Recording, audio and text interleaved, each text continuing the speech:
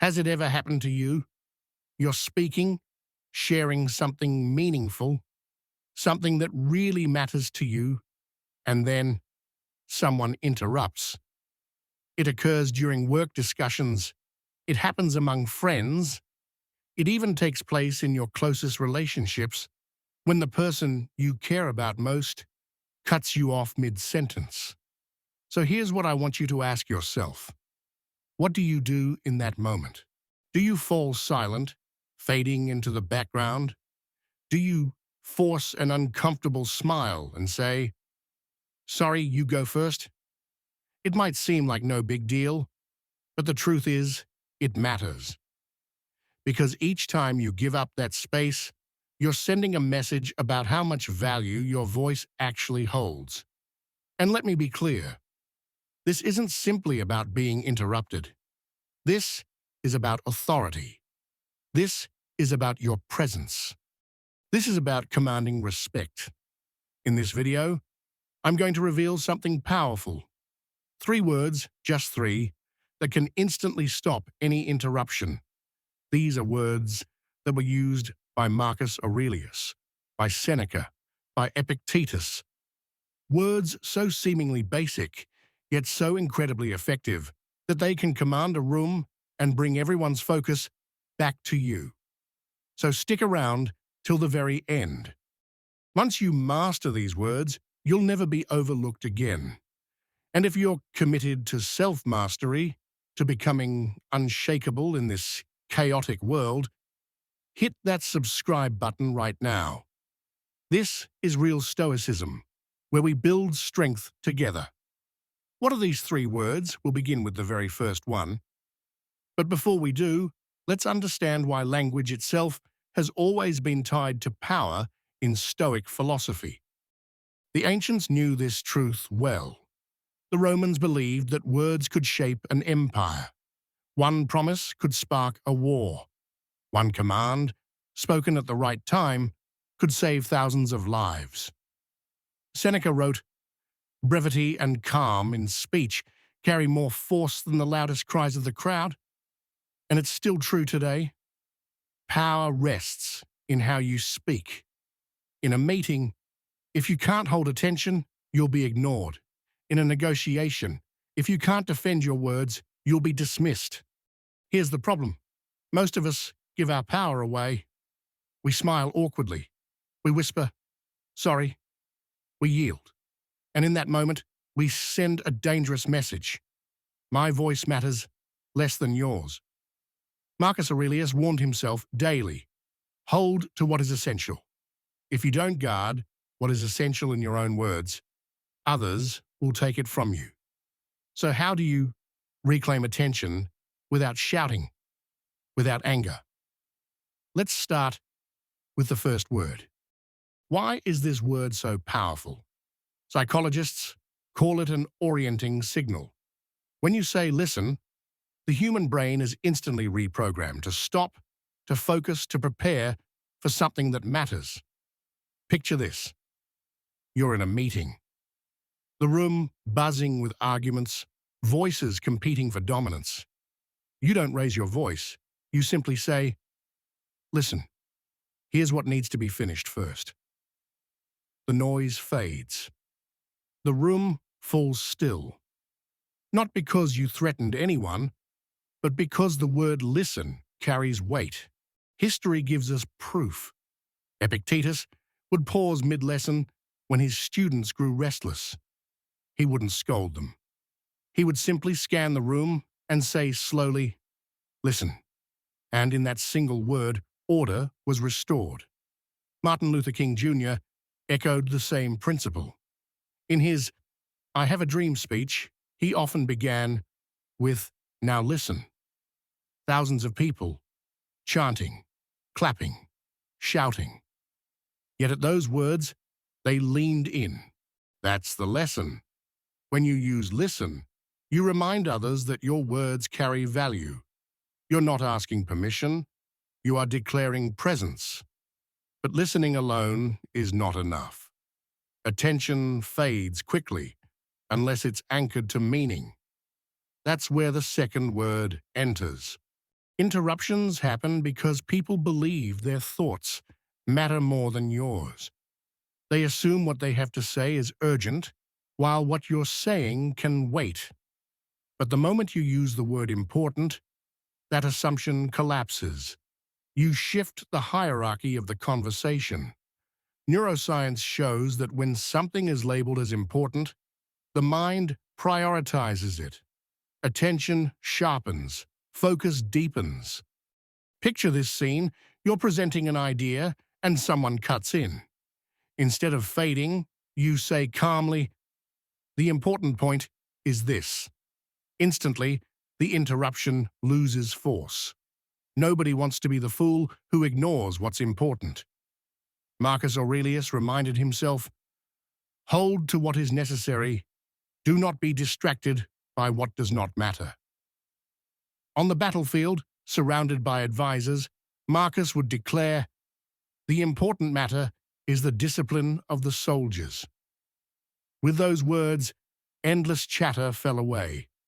In our daily lives, this can sound like, "What's important here is that I explain the reasoner first." Notice what happens. You are no longer competing for attention. You are defining where attention belongs. But importance alone can feel abstract. People might nod and still drift away. To truly command presence, you must root importance in time. Make it immediate. That's why the third word matters most. Later is easy to ignore. Tomorrow can be postponed, but now cannot be brushed aside. When you say now, you anchor attention in the only moment that truly exists. Seneca wrote, "Life is divided into three parts: what was, what will be, and what is." We are not masters of the first two, but only the third. That's why the word now is so powerful. It doesn't allow distraction. It demands presence. Imagine this. You're interrupted mid-thought. Instead of backing away, you say, "Now let me finish this." The other person halts because now isn't optional. It forces them back into the moment with you. Zeno of Citium, the founder of Stoicism, would stop debates and remind his students, "Now is the time to practice philosophy, not tomorrow." By using now, he refused to let wisdom drift into the abstract future. Even in modern life, leaders rely on it. A general doesn't say soon, he says now. A coach doesn't shout later, he demands focus now, because urgency commands action. So when you say, "Now hear the rest of my point," or "Now focus on this part," you're replacing their momentum with your own. Short, sharp, undeniable. With listen, you gain attention. With important, you define priority. With now, you root it in the present. But knowing these words isn't enough. There's a trap that destroys all authority. And that trap is the word sorry. Think about how many times you've done this. You're interrupted, and almost without thinking, you whisper, "Sorry, go ahead." It feels polite. It feels safe. But beneath the surface, it is devastating, because every time you use sorry in that moment, you are asking permission to exist in the conversation. You are teaching the other person that their words deserve space, while yours can be brushed aside. Epictetus warned, "No one can diminish you without your consent." And when you surrender with sorry, you are giving that consent away. Picture it. In a meeting, your idea is cut off. You reply, "Sorry, continue." In that instant, your influence vanishes. Or at home, you share something close to your heart. Your partner interrupts, and you answer, "Sorry, please finish." You've just told them, "My feelings matter less." Do this often enough and people will believe it. They'll keep stepping over your voice, not because they're cruel, but because you've trained them to. The Stoics understood that authority isn't forced, it is embodied. Seneca reminded us that calm brevity persuades more deeply than anger. But calm authority is not the same as surrender. So if sorry is the trap, what is the alternative? There is one phrase just as short, just as simple. But instead of shrinking your voice, it expands it. And that phrase is, listen, there's more. So if sorry is the trap, what's the way out? It comes down to a single phrase. Short, clear, powerful. Listen, there's more. Imagine you're in a meeting, you share an idea, then someone cuts in. Most people would shrink back, but instead you lift your eyes, steady your tone, and say, listen, there's more. Suddenly, the interruption loses momentum. Your colleague pauses. Why? Because you've just declared that the thought isn't finished, and it carries weight. Picture it in your relationships. You open your heart. A friend interrupts with their own story. Instead of fading into the background, you lean slightly forward and say, listen, there's more.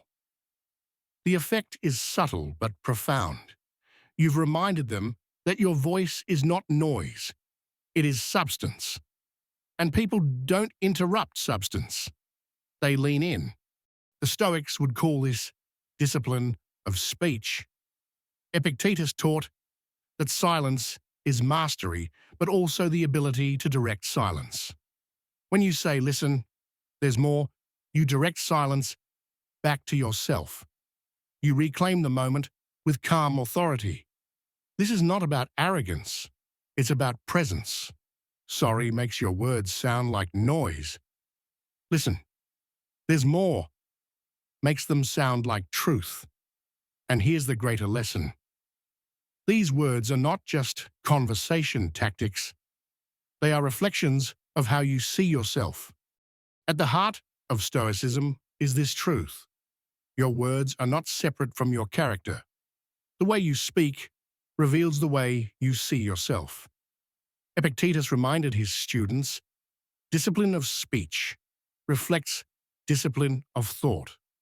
Seneca wrote, brevity holds more power than volume. Marcus Aurelius warned, waste no words on what is unnecessary. When you use listen, you claim attention. When you use important, you define priority. When you use now, you anchor presence. And when you replace sorry with listen, there's more, you stop surrendering your authority. This isn't about manipulation. It's about integrity. It's about living in a way that commands respect without ever needing to demand it. Because the one who embodies respect never has to ask for it. They carry it wherever they go. So remember these words, practice them, let them reshape the way you speak and the way others listen. And